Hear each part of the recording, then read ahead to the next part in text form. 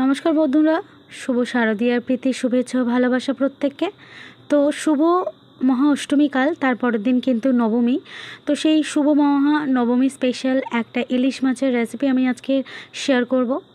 Please তোমাদের একটাই request, শুধু আমি এটাই করছি যে এই রেসিপিটা একবার ট্রাই করো। যদি ইলিশ মাছ মহানবমীতে কেউ বাড়িতে এনে থাকো, তাহলে আমার এই রেসিপিটা প্লিজ একবার ট্রাই করো। তো এখানে 3 পিস ইলিশ মাছ আছে। ইলিশ মাছ কেটে ধুয়ে রাখা ছিল, জল ঝরিয়ে রাখা। তার মধ্যে দিয়ে দিলাম পরিমাণ মতো হলুদ, পরিমাণ মতো লবণ, দিয়ে দিয়েছি অল্প পরিমাণে একটু লঙ্কার গুঁড়ো, আর দিয়ে দিয়েছি পরিমাণ মতো সরিষার তেল। সব কিছু ভালোভাবে আমি মাছের সাথে মাখিয়ে নেব। আর এই মাছটাকে ভালোভাবে ম্যারিনেট করে, এই সব কিছু দিয়ে মোটামুটি ম্যারিনেট করে নিয়ে এই মাছটাকে আমি আধা ঘন্টা মতো ফ্রিজে রেখে দেবো।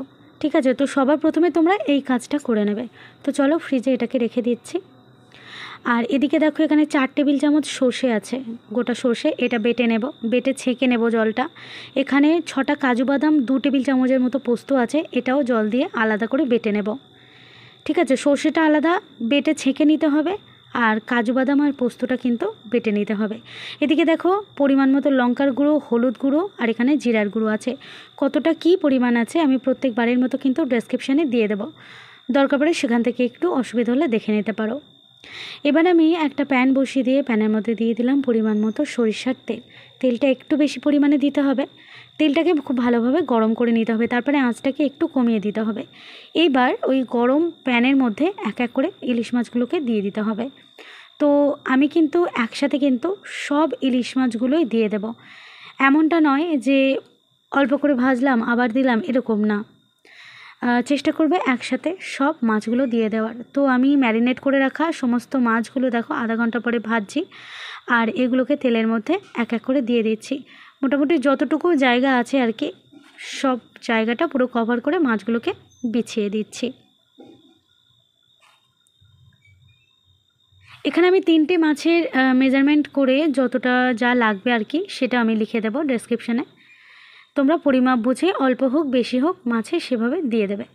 তো মোটামুটি 2 থেকে আড়াই মিনিট এক পিঠ ভেজে নিয়েছি, আর তারপরে আবার অন্য পিঠটা এইভাবে একটা চামচ আর একটা স্প্যাচুলা দিয়ে আস্তে আস্তে করে উল্টে দিচ্ছি।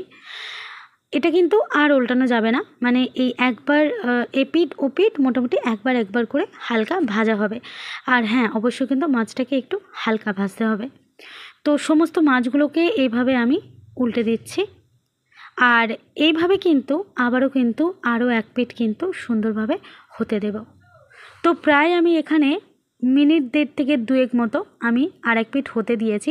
তারপর দেখো, যে লঙ্কার গুঁড়ো, হলুদ গুঁড়ো আর যে জিরার গুঁড়ো ছিল, সেটা জল দিয়ে ভালো করে পেস্ট করে নিয়েছি।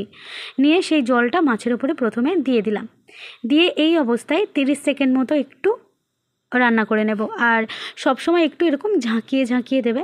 আর এই লঙ্কা, হলুদ আর জিরার মধ্যে কিন্তু পরিমাণ মতো একটু লবণ দেওয়া ছিল, অল্প লবণ দেওয়া ছিল। আচ্ছা, এখানে কাজু বাদাম আর যে পোস্ত বাটাটা ছিল, ওইটা রান্না করে নেওয়ার 30 সেকেন্ড পর পোস্ত আর কাজু বাদাম বাটাটা কিন্তু জল দিয়ে মেশানো ছিল, সেটাও দিয়ে দিলাম।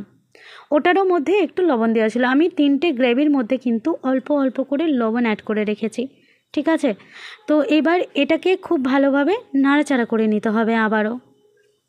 তো কাজু বাদাম আর পোস্ত দিয়ে সুন্দরভাবে নাড়াচাড়া করে নেওয়া হয়ে গেছে। যখন এটা মিনিট 2 মতো হয়ে যাবে, এটা 2 মিনিট মতো রান্না করা হয়ে যাবে, তারপরে সব শেষে আমি যে সর্ষেটা 4 টেবিল চামচ সর্ষে, যেটা আমি বেটে ছেঁকে রেখেছিলাম ছাঁকনি দিয়ে, সেই সর্ষের বাটাটা এবার আমি দিয়ে দিচ্ছি।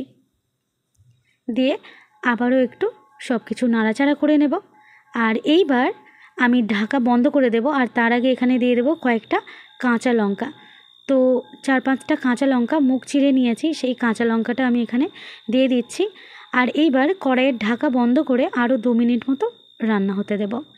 তো কড়াইয়ের ঢাকা বন্ধ করে দিয়েছি, 2 মিনিট রান্না করে নিয়েছি। আর এবার আমি গ্যাসটাকে অফ করে দেবো, 2 মিনিট পরে গ্যাসটাকে অফ করে দেবো। তো দেখো গ্রেভিটা শুধু কীরকম এসেছে, আমি শুধু তোমাদের কালারটা দেখাচ্ছি। আর এটা দেখতে যতটা সুন্দর হয়েছে, খেতে কিন্তু ততটাই ডেলিশিয়াস হয়েছে। তোমরা প্লিজ আমার এই রেসিপিটা একবার ট্রাই করো, তোমাদের কাছে এটাই রিকোয়েস্ট রইলো। রেসিপি ভালো লাগলে চ্যানেলটাকে দয়া করে একটু সাবস্ক্রাইব করে দিও। যারা নতুন আছো তাদেরকে রিকোয়েস্ট করছি, আর যারা এই অবধি চ্যানেলটাকে সাবস্ক্রাইব করছো তাদেরকে অসংখ্য ধন্যবাদ। তো আজকের রেসিপি এই পর্যন্তই, আবার আসবো এরকম আরও একটা সুন্দর রেসিপি নিয়ে। ততক্ষণ সবাই খুব ভালো থাকবে আর দেখতে থাকবে লিপিকার রান্নাঘর। তো চলো, সবাইকে টাটা। পুজো সবার ভীষণ ভীষণ ভালো কাটুক।